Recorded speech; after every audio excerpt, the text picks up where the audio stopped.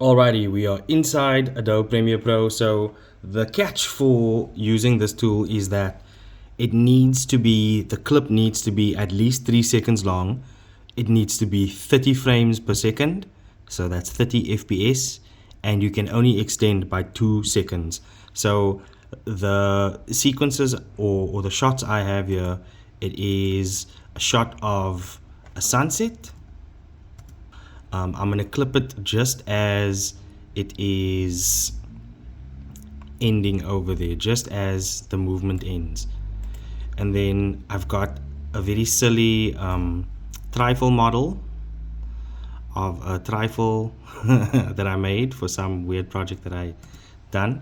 And then I've got some popcorn that the popcorn is just falling, so we'll see what it's gonna do.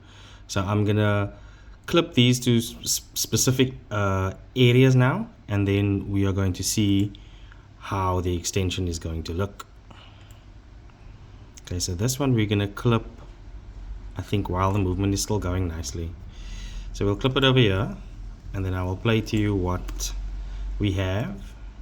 So this is what we have now. Okay, and then it ends there. So you go over here to where the tool is, Generative Extend Tool. Remember, we are in Premiere Pro Beta, and it is busy extending. I will let this first one play, so you can see how much time it takes. It's at about 47% now.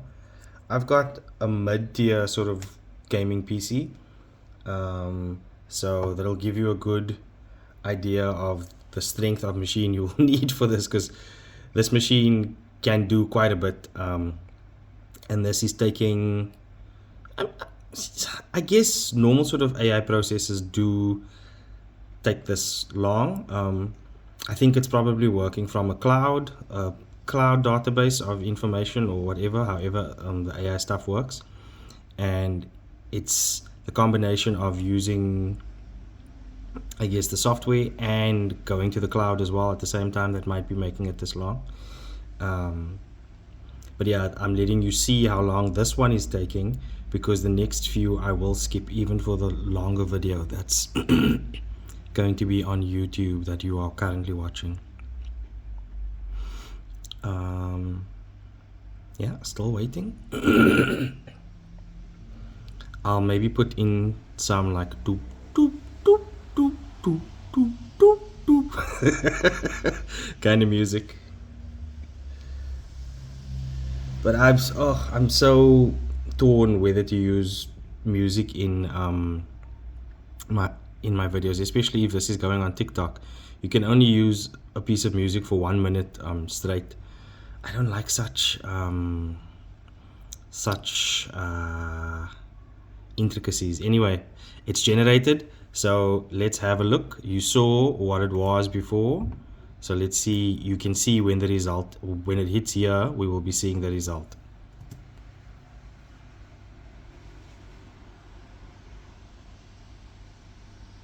So what it did is it kept it there, it didn't zoom it anymore, and you can also see a very big change in quality obviously happening over there. So I would give that maybe, let me just watch it again. I would give that a 6 out of 10, because you could potentially use that footage, but you would need to do some more stuff to it to use it. Next up, we will go with the trifle, and this is obviously supposed to be a vertical video, but I just rendered out this video like this so that we can use it in this example. So this, I will keep on recording, but I'm going to cut this section out just to speed up the waiting time for the video, just to make it a bit easier to watch. I actually have a bit of a crazy setup recording this video, because I'm basically recording the audio with my phone on a tripod in front of me as I'm doing this. But I just realized that a couple of months ago I got a pair of headphones that has a microphone on it, and I don't actually use my headphones a lot at home. That's actually a way better way of doing it. So I think the next one I make like this, I'm going to do that. I do obviously have the choice to just overdub everything and edit this in a different way, but it'll be nice to have this on like for the base of the video. Anyway, so remember, this is what we saw. It's just a couple of shots of Trifly just spinning around and stuff. So let's see what we get. I'm gonna play it from the start.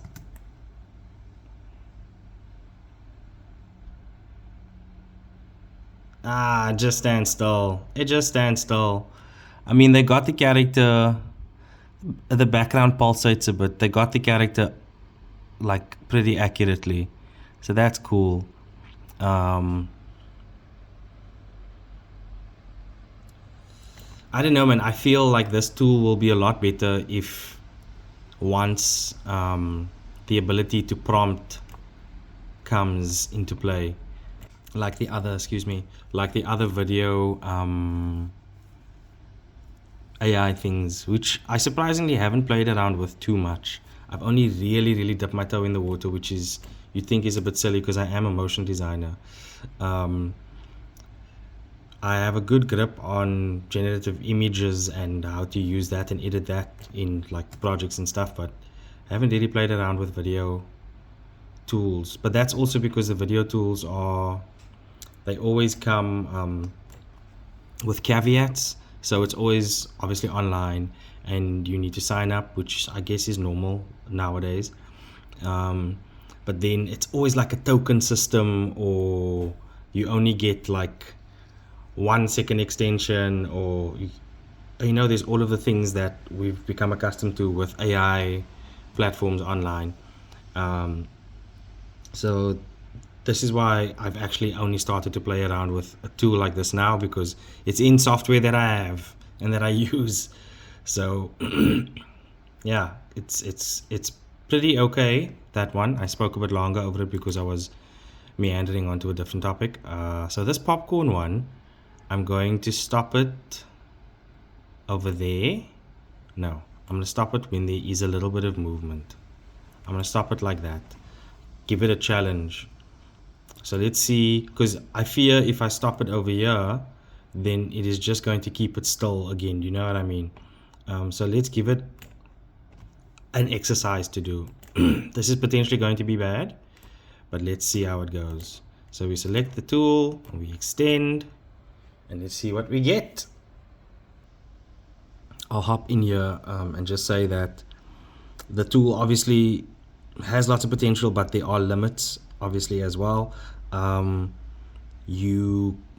imagining you can't do anything with like blood and gore, like hyper violence or things of a sexual nature, or you know, like the usual stuff that you wouldn't be able to work with or do AI generative things with in Photoshop. It automatically blocks you. So I'm using footage that is normal. It's some popcorn that I shot, beach shot that I shot, and a cute 3D character that I had some fun with. So it's all my original stuff, and I think it's all above board, obviously. So just be careful if you have sinister intent with a tool like this, especially when it comes to Adobe. Maybe there are like some other tools online that you can maybe do more sinister things with, more things that are not safe for work. But when it comes to Adobe, they are squeaky clean. You can't do anything too hectic with the generative AI tools, which is good. There should be throttles and limits to these things. Anyway, here we go. You saw we stopped the shot over here where it's just a little bit of movement happening. So let's see how it looks.